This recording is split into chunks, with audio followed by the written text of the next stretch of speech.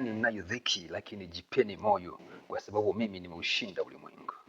Ni mstari ambao nimeona katika kanisa umetafsiriwa tofauti na umefanya kanisa lisiishi ule utukufu ambalo Kristo alituandalia sisi tuweze kuishi. Ukitaka kusoma andiko hili kwa lugha ya Kiingereza inasema in this world, lakini tuna changamoto moja katika lugha ya Kiswahili kutofautisha neno world and earth, yani ulimwengu na dunia. Kwa unakuta pale kwenye lugha ya Kiingereza inazungumzia ulimwengu, the world, lakini kwenye lugha ya Kiswahili wanasema katika dunia hii tunao dhiki, lakini jipeni moyo maana mimi nimeushinda. Kwa ukiangalia hapa Yesu Kristo alikuwa anaongea na wanafunzi akiwatia moyo wa kwamba wanafunzi kipindi kile kabla Yesu kufufuka, kabla Yesu kufa na kuzikwa kulipa lile deni la dhambi na kufufuka, wanafunzi walikuwa bado wanaishi katika ulimwengu wa watu walioanguka, ni poto, ni ulimwengu. Lakini Yesu yeye alikuwa anaishi kutokea mbinguni, katika masafa ya mbinguni. Ndio maana alikuwa anasema yeye kuwa anawatia moyo kuwa mna dhiki, lakini jipeni moyo, mimi nimeushinda, kwa sababu yeye alikuwa aishi kutokea ulimwengu wa watu walioanguka.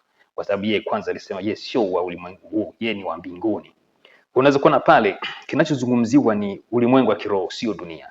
Kwa kama ni dhiki, ni zile ambazo zinatokana na pale ambapo masafa yako ya mawazo, masafa yako ya moyo yako yameunganishwa.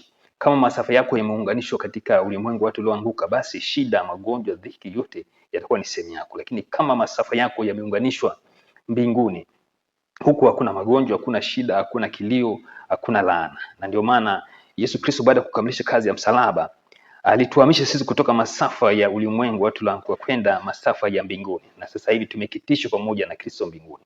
Kwa hiyo ukiangalia kwa tafsiri hii, mtu ambaye amemwamini Bwana Yesu Kristo kuwa Bwana na Mwokozi wake hatakiwi kutumia huu mstari kwa ajili ya kujifariji, kwa sababu hizo dhiki ambazo anazungumzia sio haki yake. Yeye anastahili kuishi afya, anastahili kuishi amani, utukufu, kwa sababu amekitishwa pamoja na Kristo mbinguni. Watu ambao wana dhiki ni watu ambao wamekataa kumwamini Bwana wetu Yesu Kristo kwa Bwana na Mwokozi wao, na wao kuendelea kuishi katika ulimwengu, katika masafa ya ulimwengu wa watu walioanguka. Hiyo ndio watu ambao wanakutana na dhiki, kwa sababu dhiki ndi chanzo chake ni ulimwengu ulioanguka. Magonjwa chanzo chake ni ulimwengu ulioanguka, na matatizo yote, laana na kila kitu ni kwa sababu ya kuishi kwenye masafa ya ulimwengu wa watu walioanguka. Kwa hiyo kama kanisa, kama watu tunaomwamini Bwana wetu Yesu Kristo, tusitumie huu mstari kama kujifariji. Hapana. Huu mstari alizungumza Yesu kabla hajalipa deni pale msalabani, na kabla hajatuhamisha sisi kutoka katika masafa yale ya watu walioanguka. Kwa sasa hivi sisi tunaishi mbinguni.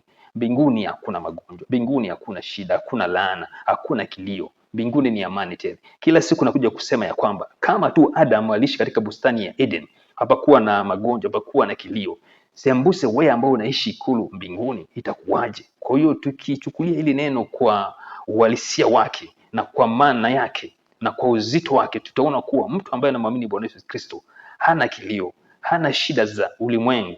Kwa hiyo ataishi hapa duniani kama raia wa mbinguni, na ataishi hapa duniani kama Mungu anavyoishi. Kwa hiyo hataishi hapa duniani kama mwanadamu, kwa sababu wanadamu wanaishi kutokea masafa ya ulimwengu wa watu walioanguka. Kwa hiyo chukua hatua kama wewe unamwamini Bwana wetu Yesu kuwa Bwana na Mwokozi, ya kwamba hakikisha kwamba unaishi pale ambapo Kristo alikwambia uishi.